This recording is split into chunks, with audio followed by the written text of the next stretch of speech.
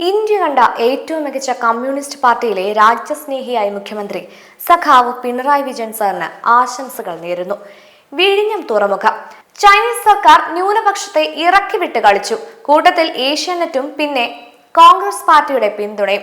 2018 തൂത്തുക്കുടിയിലെ വേദാന്ത copper factory വെടിവെപ്പിലൂടെ പൂട്ടിച്ചതുപോലെ 95% പണി കഴിഞ്ഞ വിഴിഞ്ഞം തുറമുഖത്തെയും പൂട്ടിക്കാനായിരുന്നു തീരുമാനം. സമരത്തീയിൽ നിന്ന് സ്വപ്ന തീരത്തേക്കൊരു തുറമുഖം. 138 ദിവസം നീണ്ട സമരം പോലീസ് സ്റ്റേഷൻ വരെ ആക്രമിക്കപ്പെട്ടു. 100 കണക്കിന് പേർ കൊല്ലപ്പെടുമെന്ന് കരുതി.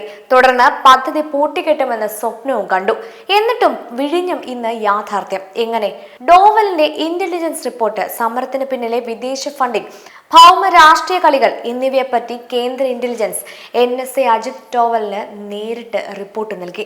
ഇത് കേന്ദ്ര സംസ്ഥാന സർക്കാരുകൾക്ക് നേരെ പേജിൽ എത്താൻ കാരണമായി. രാജ്യ താല്പര്യം വരുമ്പോൾ രാഷ്ട്രീയം മാറി നിന്നു. പിണറായിയുടെ ഇച്ഛാശക്തി. വിഴിഞ്ഞം നടപ്പാക്കുമെന്ന് പറഞ്ഞാൽ നടപ്പാക്കും. പദ്ധതി നടപ്പാക്കാതിരിക്കാൻ 11 കോടി രൂപയുടെ ഫണ്ടാണ് FCRA വഴി വിഴിഞ്ഞത്തെത്തിയത്. പദ്ധതി അദാനിക്ക് കൊടുത്തത് UDF, കല്ലിട്ടത് LDF സമരകാലത്ത്. എന്നിട്ടും കേന്ദ്രം 818 കോടി VGF അനുവദിച്ചു. രാഷ്ട്രീയം നോക്കാതെ മോദി വിഴിഞ്ഞത്തെ ദേശീയ പദ്ധതിയാക്കി.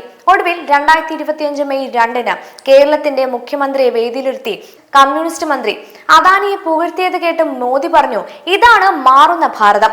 അന്ന് വിഴിഞ്ഞം ഇന്ത്യയുടെ അഭിമാനമായി. കളി മാറിയത് എവിടെയാണ്? പോലീസ് സ്റ്റേഷൻ ആക്രമിച്ചിട്ടും സർക്കാർ പദ്ധതി ഉപേക്ഷിച്ചില്ല. ബിഷപ്പ് തോമസ് നെറ്റോയെ 1-ാം പ്രതിയാക്കിയിട്ടും ചർച്ചയുടെ വാതിൽ അടച്ചില്ല.